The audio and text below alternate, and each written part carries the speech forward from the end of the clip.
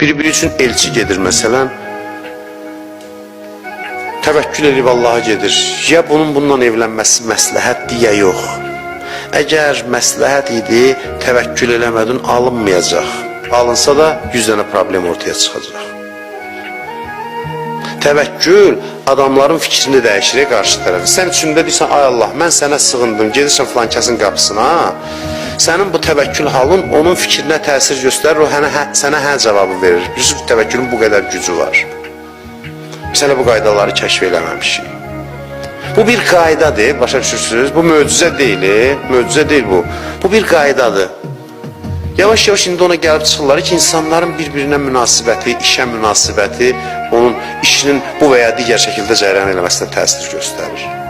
Bunu artıq praktik olaraq gəlib bu nəticəyə çıxırlar. Təvəkkül bu belə bir qaydadır.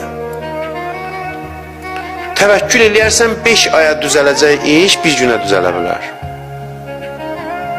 Bu bir qaydadır.